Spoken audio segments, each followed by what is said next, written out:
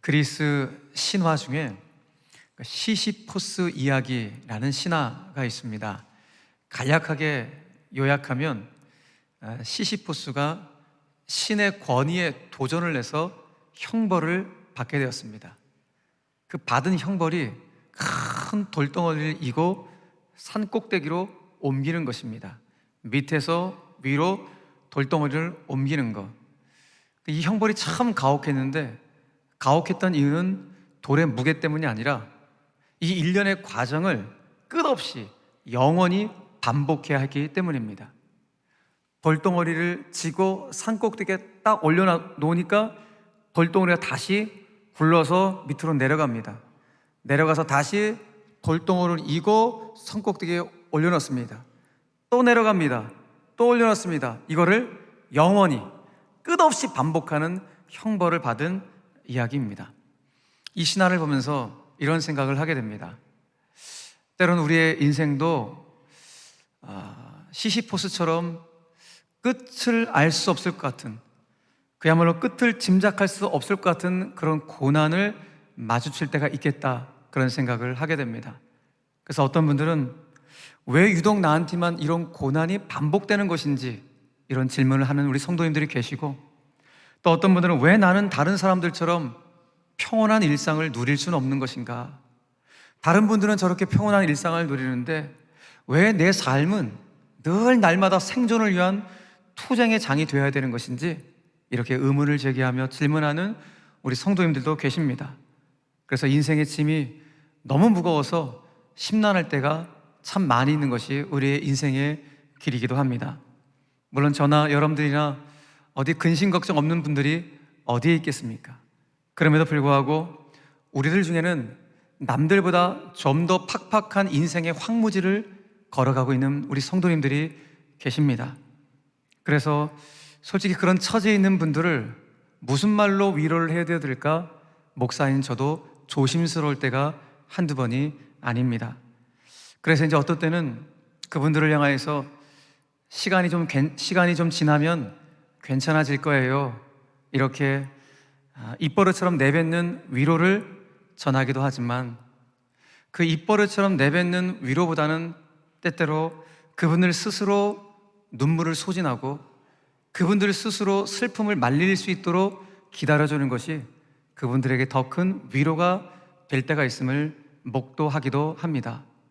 여러분, 그러나 그럼에도 불구하고 저와 여러분들에게 있어서 우리의 참된 위로자는 여전히 하나님이시요, 우리의 참된 위로는 하나님의 말씀에 있는 줄로 여러분 믿습니다.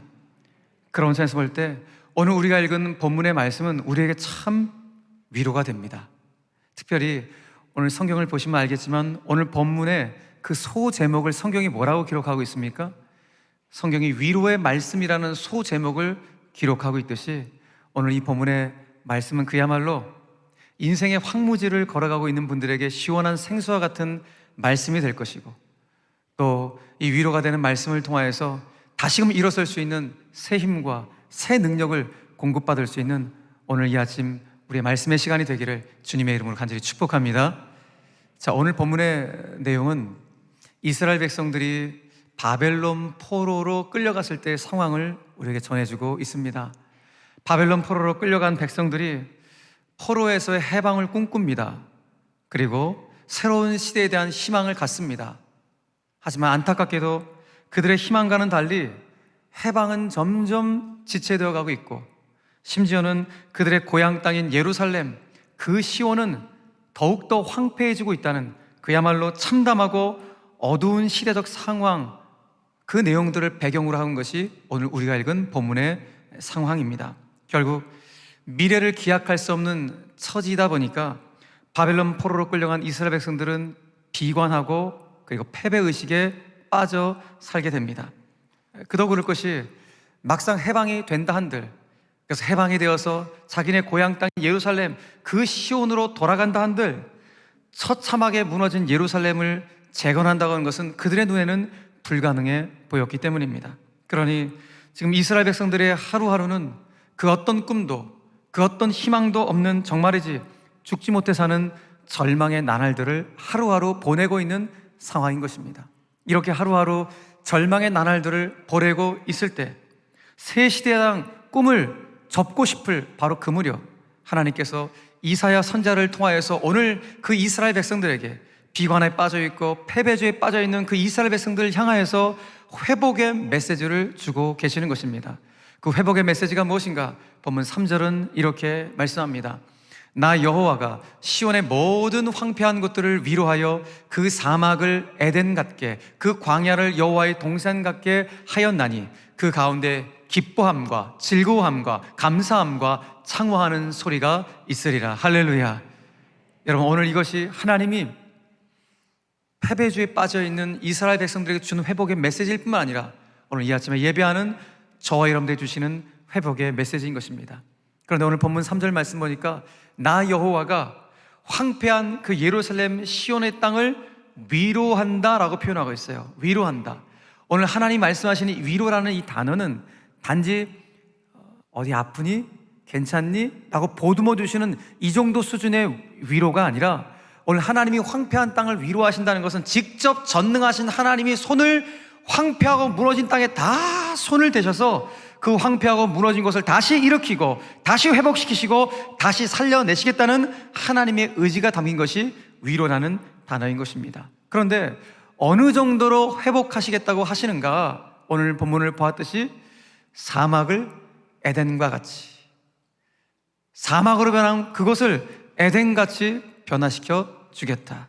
황폐해진 시온을 에덴 동산까지 풍요롭고 넉넉하게 바꾸어 주겠다라고 말을 합니다. 그로 인해서 그 황폐해진 시온에서 다시금 기쁨과 감사와 창화하는 소리가 터져나올 수 있도록 그렇게 만들어 주겠다는 것입니다. 어디에서요? 황폐해진 시온에서 말입니다. 황폐해진 시온에서. 저는 오늘 이 말씀을 묵상하는데 황폐해진 시온에서 하나님이 회복을 약속하시는데 이 시온이라는 단어가 저에게는 수원으로 들렸습니다. 그러면서 저절로 저에게 기도의 제목이 생겼습니다. 하나님, 오늘 이 말씀대로 우리 수원 제일교회 성도들에게 회복의 말씀을 약속하시니 이 말씀 그대로 이루어지는 축복이 우리 성도들 가운데 있게 하여 주시옵소서. 기쁨과 감사가 번물처럼 터져나오는 놀라운 풍성의 은혜가 이가 우리 성도들의 삶 가운데 일어나게 하여 주시옵소서. 오늘 이 약속의 말씀이 여러분들 가운데 그대로 이루어지는 이 축복 꼭 있게 되기를 주님의 이름으로 간절히 축원합니다. 사실 오늘 본문은 삶의 회복을 간절히 원하는 그런 성도들, 삶의 회복을 간절히 원하는 성도들이 하나님께 가까이 나아갈 때 그렇게 가까이 온 사람들에게 하나님께서 권면의 말씀을 주시는 것입니다. 오늘 하나님께서는 이사야 선지자를 통하여서 삶의 회복을 원하는 자들에게 두 가지의 권면의 말씀을 주십니다. 무엇을 원하는 자들? 삶의 간절한 회복을 원하는 자들에게 꼭 이것만은 신비 가운데 새게 된다라고 주님이 오늘 말씀해주고 있는데 그 두 가지를 오늘 신비 가운데 저와 함께 세웠으면 좋겠습니다. 그 첫 번째 권면의 말씀은 무엇인가? 귀를 기울이라는 것입니다. 정말 삶의 회복을 원하니 귀를 기울여야 돼. 주님 말씀하시는 거예요. 1절 상반절 말씀 보니까 의를 따르며 여호와를 찾아 구하는 너희는 내게 들을지어다 라고 말씀하고 있습니다. 내게 들을지어다. 여러분, 회복의 출발은 어디서부터 시작된다는 것입니까? 다른 것이 아니라 하나님의 말씀에 귀를 기울이는 바로 그 순간부터 회복은 시작된다 라고 말씀하는 것이죠. 그도 그럴 것이 하나님의 말씀을 우리가 듣다 보면 그 들음을 통하여서 믿음이 생겨요. 들음을 통하여 강력한 믿음이 생기게 되고 그 믿음이 생기게 되면 잃어버렸던 꿈을 되살릴 수가 있기 때문에 그렇습니다. 그래서 이사야서 51장에서는 우리에게 반복해서 하나님의 말씀에 귀를 기울이라 반복해서 말씀하십니다. 4절 말씀도 보니까 이렇게 말씀합니다. 내 백성이여 내게 주의하라. 내 나라여 내게 귀를 기울이라. 너희들은 내 백성이고 내 나라이니 다른 말에 현혹되지 말고 내 말에 바싹 귀를 기울여야 된다. 하나님의 말씀에만 바짝 귀를 기울여내라고 주님이 말씀하고 있는 것입니다. 왜 그렇습니까? 생명의 말씀, 승리의 말씀, 소망의 말씀에 바싹 귀를 기울일 때만이 지금 내 삶을 온통 사로잡고 있는 세상의 비관의 소리, 절망의 소리, 이런 적대감의 소리에서 빠져나올 수가 있고 그런 그런 어떤 패배의 소리, 비관의 소리, 절망의 소리를 차단할 수 있기 때문에 그렇습니다. 사랑하는 성도 여러분, 우리는 이렇게 매주일마다 주일 예배를 드리고 있는데, 여러분, 이 주일 예배는 어떤 시간입니까? 이 주일 예배는 지난 한 주간 우리가 세상 속에서 들어왔던 온갖 세상의 악다구니, 비관의 소리, 절망의 소리를 차단하고 오늘 하나님이 주시는 승리의 말씀, 소망의 말씀으로 채워넣는 시간이 주일 예배인 줄로 믿으시길 바랍니다. 지쳐있는 몸과 영혼에 하나님의 숨결이 있는 그 하나님의 말씀의 숨을 채워넣는 시간이 여러분 주일 예배인 줄로 믿으시길 바랍니다. 그러므로 위드 코로나와 함께 다시금 온전한 예배가 회복되길 원하는 저와 여러분들 가운데 정말 절실한 것이 무엇인가? 지금 이 시대 가운데 정말 절실한 것이 무엇인가? 다른 것이 아니라 사무엘이 하나님 앞에서 납작 엎드려서 외쳤던 바로 그 고백이 지금 우리 가운데 가장 절실합니다. 사무엘은 하나님 앞에서 이렇게 고백합니다. 사무엘상 3장 10절 말씀 보니까 사무엘이 이르되 말씀하옵소서 주의 종이 듣겠나이다. 주의 종이 듣겠나이다. 여러분, 이 고백이 신자에게 지금 가장 절실한 것입니다. 주님, 제가 지금 세상의 소리에 너무 많이 시달려 있습니다. 그 소리에 너무 집중하고 있습니다. 하나님은 그 소리는 차단하고 하나님 말씀을 내 생명으로 삼고 내 소망으로 삼고 그 말씀에 귀를 기울일 수 있도록 역사하여 주시옵소서. 이것만이 여러분 살길인 줄을 믿으시길 바랍니다. 여러분, 사무엘이 왜 이런 고백을 한 것입니까? 다른 것이 아니라 하나님의 말씀에 귀를 기울이는 것 말고는 내 영혼을 지킬 수 있는 길이 없다는 사실을 사무엘이 깨달았기 때문입니다. 아, 그렇구나. 내 영혼을 지키고 내 가정을 지키고 내 삶의 자리를 지킬 수 있는 길은 다른 것이 아니라 하나님의 말씀에 귀를 기울이는 거야. 세상 사람들의 소리가 아니라, 세상이 이러라 저러라는 그런 말이 아니라 영원하신 하나님의 진리의 말씀 앞에 귀를 기울일 때 그것이야말로 나를 살리는 길임을 사무엘이 깨달았기 때문입니다. 오늘 이 사무엘의 고백이 저와 여러분들의 고백이 되기를 주님의 이름으로 간절히 축복합니다. 사랑하는 성도 여러분, 깊어가는 이 가을에 여러분 번잡한 생각을 잠시 거두고 오늘 저와 여러분들이 하나님의 숨결이 담길 이 성경을 묵상해보지 않으시겠습니까? 여러분, 하나님의 말씀에 귀를 기울이는 훈련을 하다 보면 삶의 자리에서 어려움이 찾아올 때 허둥대지 않습니다. 그 말씀에 잘 훈련된 분들은 이런 경우 저런 경우가 찾아왔을 때, 아, 하나님이 이렇게 말씀하시는구나, 아, 이런 경우에는 이렇게 나에게 걸어가라고 말씀하시는구나, 모든 것을 말씀으로 생각하며 말씀으로 기도하며 나아가기 때문에 여러분, 말씀의 훈련을 받는 분들, 말씀에 귀를 기울이는 훈련이 되신 분들은 삶의 큰 어려움 속에서 흔들리지 않게 되는 것입니다. 마치 하늘에서 비가 땅속 깊숙이 들어가다가 샘물통에 솟구쳐 나오는 것처럼 여러분, 하나님의 말씀은 꼭 필요할 때, 우리의 삶에 꼭 필요할 때 그 말씀이 솟아나서 우리가 가야 될 길을 이 말씀이 우리 가운데 가르쳐 주시는 줄로 믿으시길 바랍니다. 오늘 우리는 성찬을 앞두고 있습니다. 성찬을 가리켜서 보이는 말씀이라고 우리는 표현을 합니다. 성찬은 보이는 말씀입니다. 오늘 보이는 말씀인 성찬 앞에서 그동안 세상의 소리에 우리의 삶의 자리와 삶의 시선을 쏟고 집중했다면 이제 거기서 돌이켜 주님의 말씀에 귀를 기울이고 주님을 향하여 삶의 시선을 돌이킬 때 오늘 말씀처럼 황폐해지고 무너진 사막 같은 내 심령, 내 내면의 세계가 그야말로 기쁨과 평화의 에덴을 경험할 줄로 믿으시길 바랍니다. 시선을 돌립시다. 주님께로. 그리고 귀를 기울입시다. 하나님의 말씀으로. 세상의 비관의 소리, 절망의 소리, 그리고 사람을 넘어뜨리는 적대감의 소리에 여러분 신경 쓰지 마시고 오늘 나를 살리고자 오늘 주시는 이 말씀 앞에 이 가을 내가 더 깊이 나아가겠습니다 라고 고백함으로 오늘 그야말로 사막을 에덴으로 바꾸시는 그 기쁨과 평강의 에덴을 온전히 체험할 수 있는 우리 모든 성도들 되시기를 주 예수 그리스도의 이름으로 간절히 축원합니다. 한 걸음 더 나아가서 오늘 하나님은 삶의 회복을 정말 갈망하는 우리들을 향하여서 마지막 두 번째 권면을 우리에게 이렇게 주십니다. 생각하여 보라 라고 말씀하십니다. 오늘 1절 하반절과 2절 상반절 말씀에서 주님이 이렇게 말씀하십니다. 너희를 떠낸 반석과 너희를 파낸 우묵한 구덩이를 생각하여 보라. 너희의 조상 아브라함과 너희를 낳은 사라를 생각하여 보라 라고 말씀합니다. 알쏭달쏭한 말씀이죠. 무슨 말씀일까? 자, 일단 주님은 정말 삶의 회복을 원하고 갈망하는 그런 자들에게 일단 포인트는 생각하여 보라는 것입니다. 그런데 무엇을 생각하고 말씀합니까?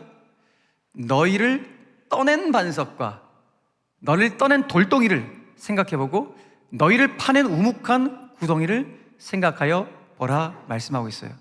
저 떠낸 돌덩이와 떠낸 구덩이가 뭔가 그 밑에 있는 아브라함과 사라를 은유적으로 표현한 것입니다.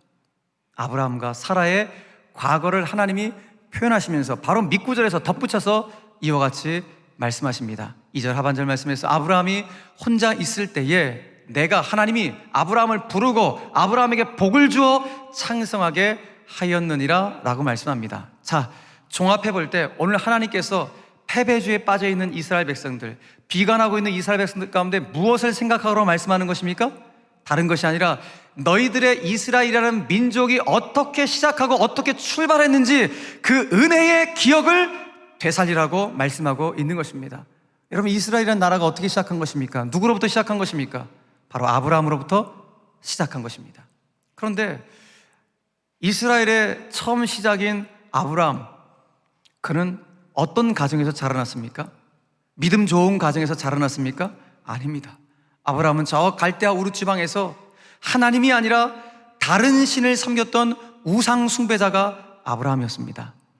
근데 하나님께서 우상을 숭배했던 아브라함을 지명하여 부르셔서 그에게 복을 주시고 그의 후손들을 창성케 하여 주셔서 창성케 하여 주셔서 하늘의 별과 같이, 그래서 이스라엘의 민족을 세우셨다라는 것입니다. 바로 그 과거, 내가 너희 민족을 세웠던 그 옛날 그 은혜의 축복의 열매, 그 기억을 기억하라, 그것을 생각하라고 오늘 말씀하고 있는 것입니다. 보십시오. 떠낸 돌덩이 같은 아브라함, 우묵한 구덩이 같았던 사라, 한마디로 말해서 내세울 것 전혀 없고 보잘것없던 바로 그 아브라함을 통하여서 너희들이 위대하게 생각하는 그 나라 이스라엘이 생겨나지 않았니? 너희들이 잘나서 생겨난 것이 아니라 보잘것없고 내세울 것 없던 그 아브라함을 통하여서 내가 너희 민족을 세운 것이니 생각해보거라. 너희들의 과거가 어떻게 출발했는지 생각해야 된다고 오늘 주님이 말씀하고 있는 것입니다. 여러분, 잊지 마십시오. 삶의 회복은 지나간 과거를 무시하지 않고 그 과거를 잘 생각해내므로 시작하는 것입니다. 왜냐하면 어제의 역사를 우리가 기억해내지 않으면 의미 있는 오늘과 아름다운 내일을 기대할 수 없기 때문에 그렇습니다. 여러분, 그런 찬스 볼 때 생각하지 않는 나라의 백성들이 있다면 그 나라는 소망이 없습니다. 그 나라의 백성들이 생각을 한다면 그 나라는 소망이 있습니다. 그러나 그 나라의 백성들이 아무런 생각 없이 살아간다면 그 나라는 소망이 없습니다. 1958년 8월, 그 당시 민족을 일깨웠던 선생님이었던 함석헌 선생님께서 사상계라는 잡지에서 생각하는 백성이라야 산다라는 제목의 글을 기고하신 적이 있었습니다. 그 글에서 함 선생님은 이렇게 백성들을 향하여 촉구했습니다.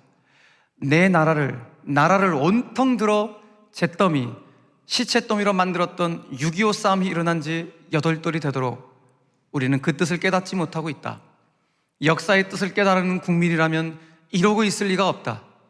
역사적 사건이 깨달음으로 되는 순간 그것은 지혜가 되고 힘이 되는 법이다. 뜻 품으면 사람, 뜻 없으면 사람이 아니다. 뜻 깨달으면 얼, 못 깨달으면 흙. 전쟁을 치르고도 뜻을 모르면 개요, 돼지다. 여러분, 이 당시 함석헌 선생님은 뜻을 품고 뜻을 깨달은 일은 생각하는 힘에 있다면서 우리 민족이 생각하는 백성이 되어야 한다고 촉구를 했던 것입니다. 여러분, 그렇습니다. 생각에는 힘이 있습니다. 그렇게 과거를 생각하며 그 안에서 뜻을 깨닫는 일은 아무리 강조해도 지나침이 없습니다. 오늘 하나님께서 비관에 빠져있고 패배주의에 빠져있는 이스라엘 백성들을 향하여서 당신께서 지난날 아브라함과 사라를 통하여 그들 민족 가운데 어떠한 일을 했는지 반드시 그래서 생각해 봐야 된다고 오늘 말씀하고 있는 것입니다. 보잘것없던, 내세울 것 없었던 그 아브라함을 부르셔서 그에게 복을 주시고 그의 후손들을 창성케 하셔서 이 민족을 세웠는데 너희들이 지금 아무리 절망 가운데 있다고 할지라도 그 과거를 생각하면 다시 미래를 향하여서 힘찬 도약을 할 수 있다라고 주님 말씀하고 있는 것입니다. 그러니 지금 현실이 암담하다고, 희망이 없어 보인다고, 점점점 희망이 사라진다고 절망 가운데 있는 것이 아니라 너희들이 그 과거를 생각할 때, 너희 민족이 어떻게 출발한지를 생각할 때 너희들은 다시 일어나 그 시온을 향하여 걸어갈 수가 있다라고 오늘 주님이 이스라엘 백성들 향하여, 패배죄에 빠져있는 이스라엘 백성들 향하여 외치고 계시는 것입니다. 자, 오늘 중요한 것은 이 동일한 회복의 메시지를 이 시대에 살고 있는 바로 저의 오늘 가운데 주님이 동일하게 주고 있다는 것입니다. 혹 절망 가운데 있는 성도들 가운데, 희망이 없다고 생각하여 비관하고 있는, 패배주의에 빠져있는 그 성도들 가운데 주님이 동일하게 오늘 우리 가운데 주시고 있는 것입니다. 그러니 아무리 어둡고 아무리 절망스러운 상황이라 할지라도 은혜의 기억을 되살리라는 것입니다. 그 은혜의 기억만 되살리면 회복이 있다라고 주님이 오늘 우리에게 말씀해주고 있는 것입니다. 여러분, 그 은혜의 기억을 되살리면 무엇이 터져 나옵니까? 은혜의 기억을 되살리면 무엇이 터져 나오십니까? 감사가 터져 나옵니다. 감사. 여러분, 내가 예수님 처음 만났을 때의 그 상황 감사였죠. 내가 세례를 처음 받았을 때 그 상황 감사였죠. 나 같은 사람에게 교회에서 직분을 주었고 감사였죠. 내가 우리 가정 가운데 첫 아이를 주었을 때 감사했죠. 첫 직장을 가졌을 때 감사했어. 모든 게 감사였어요. 돌아보니 다 감사했어요. 그런데 어느 순간인가 저희들이 그 은혜의 기억들을 잊으며 살아갑니다. 그 은혜의 기억들을 잊으며 살아가다 보니까 내 힘으로 사는 것처럼 스스로 교만해지기 시작합니다. 그래서 그 감사가 점점 실종되기 시작합니다. 여러분, 예수 믿기 전에 우리 어떻게 살았죠? 물론 나름대로 최선을 다해서 살았습니다. 근데 예수 믿고 나니까 내가 이렇게 큰 죄인이었구나 라는 사실을 깨닫게 되었어요. 그래서 예수 믿는 것이 너무너무 행복하고, 나같이 든 죄인이 예수를 믿어도 되나? 이런 생각까지 들 정도로 예수 믿는 것이 너무 황홀하고 그런 순간이 있었습니다. 그런데 신앙생활 쭉 하다 보니까 어느덧 나에게 막 직분도 주는 거예요. 집사의 직분도 두고, 저 같은 목사가 되고, 장로님이 되시고, 권사님이 되신 거예요. 그런데 집사에서 권사로 올라가고, 안수집사로 올라가고, 근데 어느 순간인가 성도님들이 권사님 되신 거 모르고 집사님 계속 부르면은 기분이 나쁜 거예요. 내가 권사인데 왜 집사라고 불러? 그 직분이 그 은혜의 기억들을 막고 있어요. 하나님이 주신 놀라운 직분인데, 그 직분이 내가 성도였을 때 너무너무 감사했잖아요.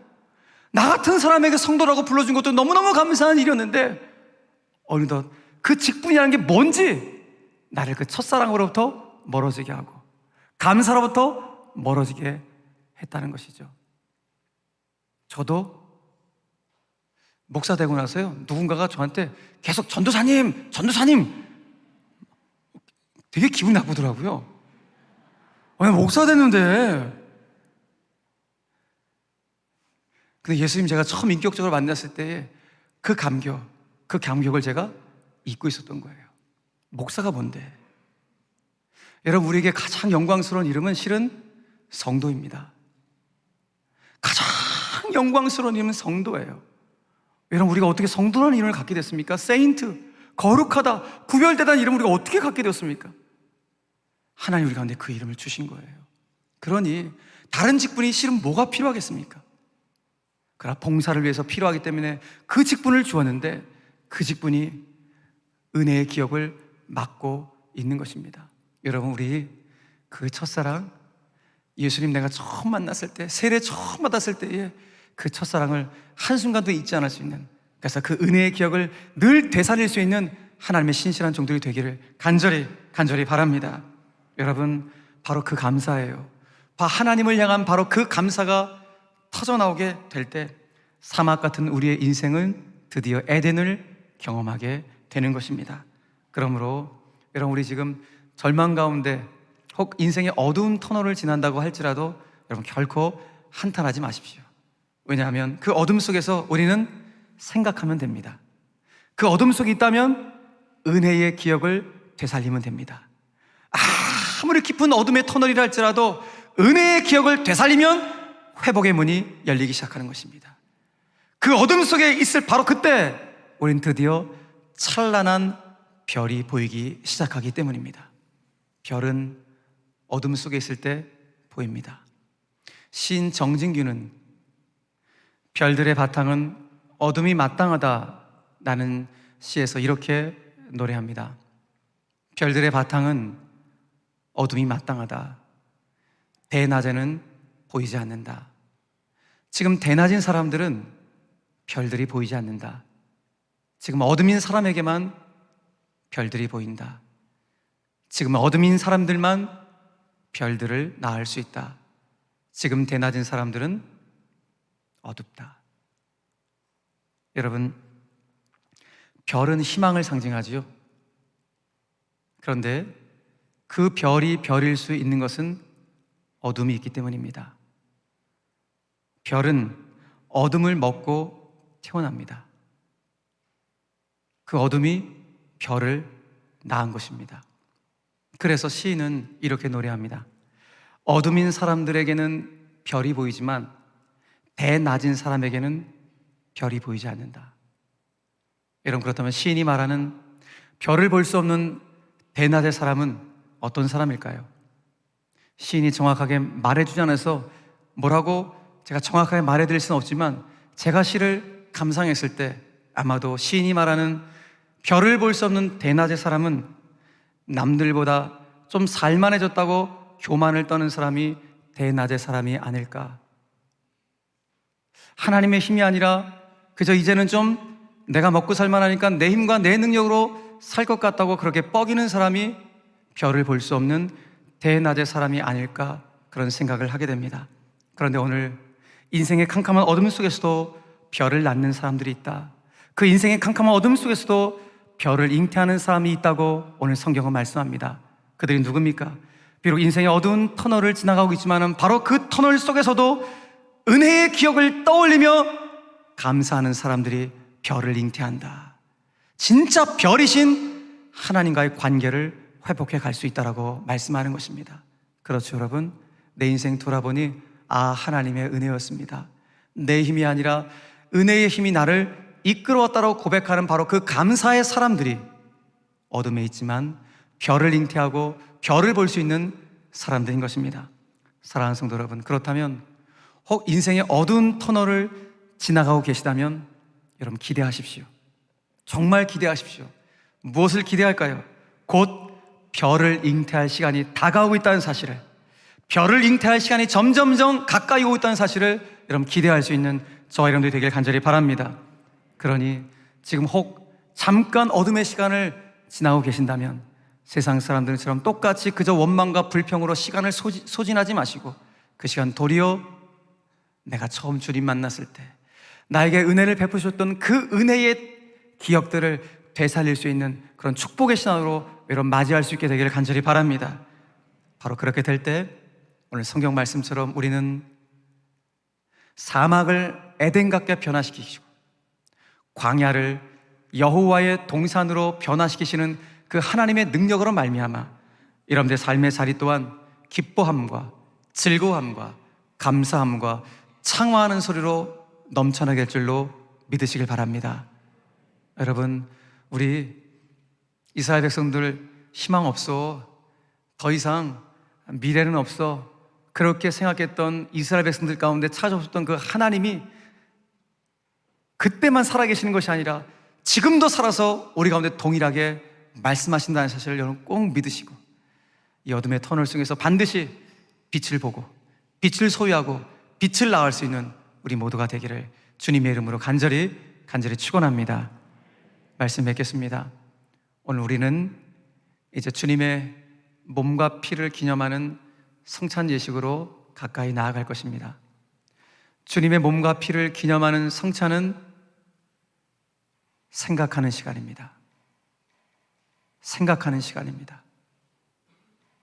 내가 받은 은혜가 얼마나 크고 놀라운지, 내가 지금도 그 은혜를 얼마나 크게 누리며 살아가고 있는지 바로 그 은혜를 생각하는 시간이 성찬입니다. 저는 오늘 바라기는 이 거룩한 성찬 예식을 통해서 사막 같았던 우리의 영혼에 은혜의 단비가 촉촉히 내려지는 시간이 되길 바라고, 한동안 웃음기 사라졌던 우리의 삶에 주님만이 주시는 영혼의 미소가 우리의 삶 속 깊은 곳에 다시 한번 활짝 웃음꽃 피게 되는 오늘 성찬의 시간이 되기를 주 예수 그리스도의 이름으로 간절히 축원합니다. 축원합니다.